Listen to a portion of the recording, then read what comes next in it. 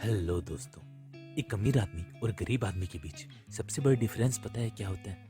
Middle class और गरीब लोग सारी जिंदगी पैसों के लिए ही काम करते रह जाते हैं। वहीं रिच पीपल या फिर कहीं अमीर लोग पैसों को अपने लिए काम पर लगाते हैं। इसलिए उनके पास हमेशा आप देखेंगे कि मॉर्निंग वॉक का, फैमिली या फ्रेंड्स के साथ घूमने फिरने का या ट्रिप का हमेशा टाइम होता है, या फिर कहीं उनके पास फाइनेंशियल फ्रीडम होती है। वहीं मिडिल क्लास वालों को अगर 3 छुट्टी एक साथ लेनी पड़ जाए तो बहुत से लोगों की परमिशन लेनी पड़ती है और फिर बहुत कुछ मैनेज भी करना पड़ता है। और अगर आप जॉब कर रहे हो तो समटाइम्स तो आपको मिलती भी नहीं है। सवाल ये है कि ये अमीर लोग फाइनेंशियल फ्रीडम अचीव कैसे करते हैं? सिंपल सी बात है, पैसों से पैसा बनाकर। और ये कैसे होता है, यही है हमारा आज का टॉपिक। तो चलिए बिना टाइम वेस्ट किए शुरू करते हैं। अमीर लोग अपने पैसों को उन जगहों पर इन्वेस्ट करते हैं जहां से उन्हें हर साल या फिर कहीं हर मंथ पैसे आने लगते हैं, और ऐसी ही जगहों को फाइनेंस की दुनिया में एसेट्स कहते हैं। एसेट्स यानी जो आपकी जेब में पैसा डाले। वहीं हम मिडिल क्लास वाले अमीर दिखने के चक्कर में, ध्यान से सुनिएगा, अमीर बनने नहीं, अमीर दिखने के चक्कर में अपने पैसों को उन जगहों पर लगा देते हैं जहां से पैसे बढ़ने तो क्या होते हैं, बल्कि जेब से हर महीने पैसे निकलने लगते हैं, जैसे कार की ईएमआईज, लोन्स एक्सेट्रा। सबसे पहले तो इसे बंद करें और अब बात करते हैं उन एसेट्स की जहां आज के टाइम में आप पैसे इन्वेस्ट कर सकते हैं और अच्छे रिटर्न्स या प्रॉफिट्स जनरेट कर सकते हैं। तो इस एसेट्स की लिस्ट में सबसे पहले आता है गोल्ड। हजारों साल पहले से ही जब ये मनी, ये नोट्स, ये कॉइन्स एग्जिस्ट भी नहीं करते थे तो सिर्फ गोल्ड ही करेंसी के रूप में यूज होता था। और आज भी किसी भी कंट्री की गवर्नमेंट फाइनेंशियली कितनी स्टेबल है वो भी उनके गोल्ड के रिजर्व से ही डिसाइड किया जाता है, क्योंकि नोट्स तो कोई भी गवर्नमेंट जितने चाहे उतने मर्जी छाप सकती है। इतना वैल्यूएबल है गोल्ड। और हमारे यहाँ तो आपको पता ही है कि शादी के लेन देन में भी गोल्ड की कितनी वैल्यू होती है। अब बात करें इन्वेस्टमेंट के पॉइंट ऑफ व्यू से तो 2014 में इंडिया में 10 ग्राम यानी 1 तोले गोल्ड का प्राइस 28,000 रुपए था, जो कि आज 2024 में 70,000 रुपए हो गया है, यानी ऑलमोस्ट 2.5 गुना। वहीं बात करें बैंक एफडी की तो आजकल के इंटरेस्ट रेट के हिसाब से देखें तो 2014 वाली एफडी 2024 में सिर्फ डबल होती, जबकि गोल्ड में 50% एक्स्ट्रा मिला। गोल्ड आपको साल में 10% के आसपास के रिटर्न्स देता है, जो कि बहुत ही अच्छे रिटर्न्स हैं, और आने वाले टाइम में शायद इसके प्राइसेस और भी स्पीड से बढ़े। तो अगर आप गोल्ड में इन्वेस्ट करने का सोच रहे हैं तो आप 3 तरीके से गोल्ड में इन्वेस्ट कर सकते हैं। नंबर 1 फिजिकल गोल्ड, दूसरा डिजिटल गोल्ड और तीसरा सोवेरियन गोल्ड बॉन्ड्स। इन तीनों में इन्वेस्ट करने के अलग अलग फायदे एंड नुकसान हैं।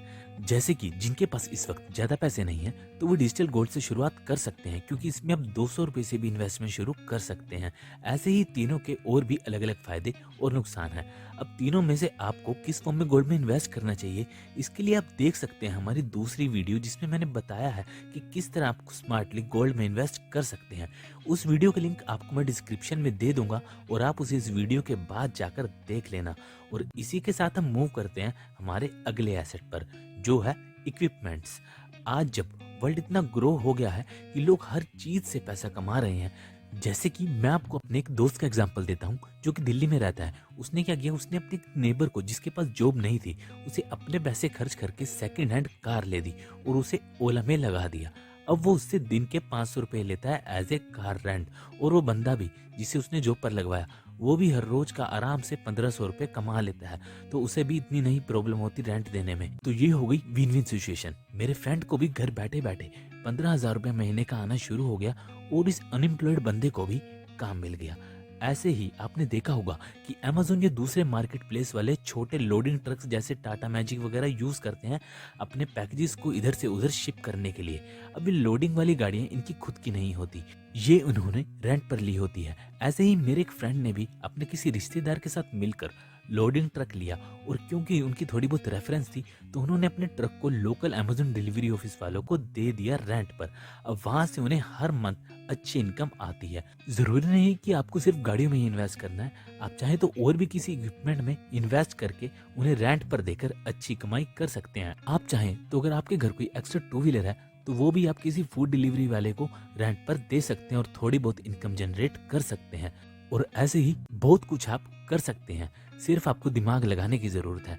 और इसी के साथ मूव करते हैं हमारे नेक्स्ट एसेट पर, जो है stocks and mutual funds. Stocks यानी शेयर्स, जो कि आजकल बहुत पॉपुलर है। एक अच्छे शेयर में इन्वेस्ट किए गए पैसे आपको 20 से 30% के रिटर्न दे जाते हैं साल के अंदर। अगर आपने ये सीख लिया ना, तो आपको खुद ही नहीं पता लगेगा कि कितनी स्पीड से आप पैसे कमा रहे हो। हाँ, वहीं अगर आपको नॉलेज नहीं है तो फिर रिस्क भी रहता है, तो इसमें इन्वेस्ट करने से पहले नॉलेज जरूर लें। आजकल स्टॉक्स में इन्वेस्ट करने के लिए बहुत सारी सिंपल ऐप्स जैसे अपस्टॉक्स, ग्रो, जीरोधा, एक्सेक्ट, तो आप इनमें से किसी भी ऐप में अकाउंट बनाकर इन्वेस्टिंग स्टार्ट कर सकते हैं।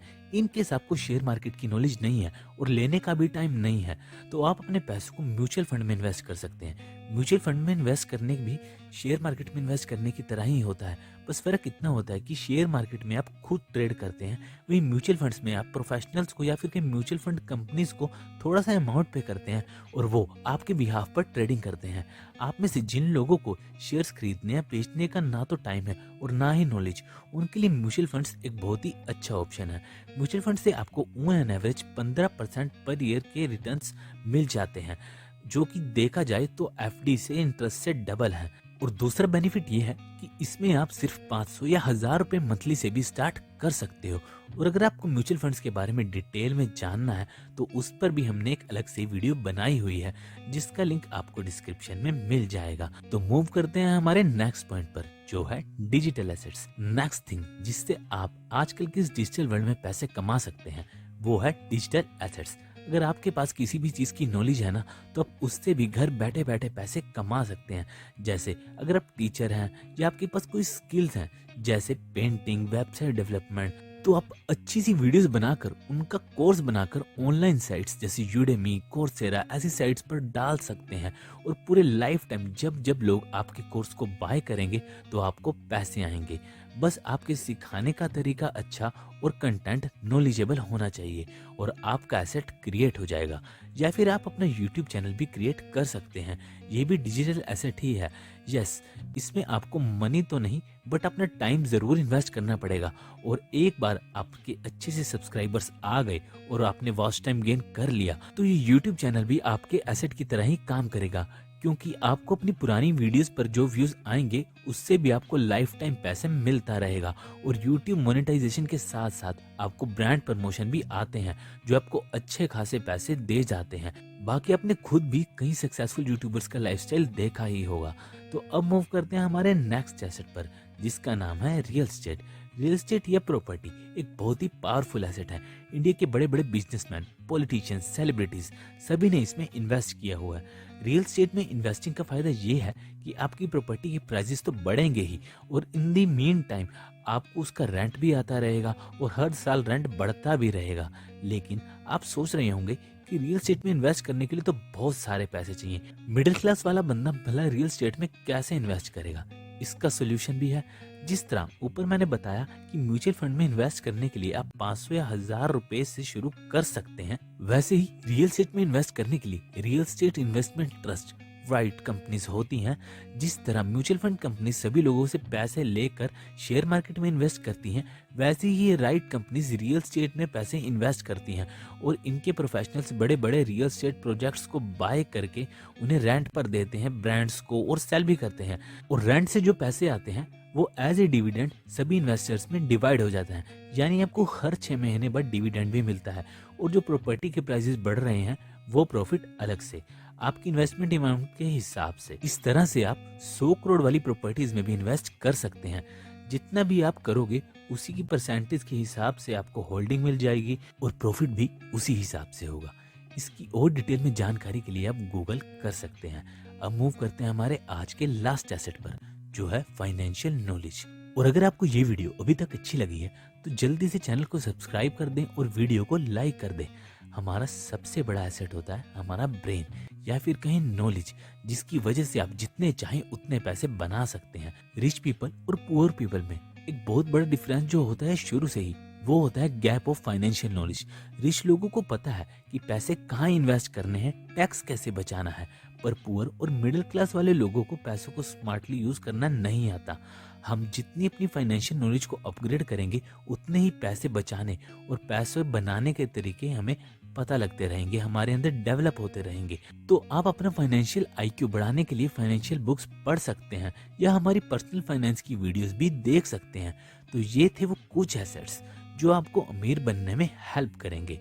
और जाते जाते एक ज़रूरी चीज़ हमेशा याद रखना कि चाहे स्टॉक्स हैं या गोल्ड है या फिर रियल स्टेट, आप जिसमें भी अपने पैसे इन्वेस्ट करेंगे रिस्क हमेशा ही रहेगा। और अगर ये रिस्क ना ही होता तो सारी दुनिया इन सब में इन्वेस्ट कर लेती। तो हो सकता है आपके बाय किए गए स्टॉक्स की वैल्यू बढ़ने की बजाय कम हो जाए, या फिर हो सकता है कि किसी गवर्नमेंट पॉलिसी की वजह से आपकी रियल स्टेट के प्राइसेस गिर जाएं। तो हमेशा याद रखिएगा कि पहले नॉलेज लें और फिर पैसे लगाएं, और उतने ही पैसे अपने एसेट्स पर लगाएं जितने का आप रिस्क ले सकते हैं। कभी भी लोन लेकर या उधार लेकर बड़ा रिस्क ना लें। मिलते हैं अगली वीडियो में, तब तक के लिए टाटा बाय बाय।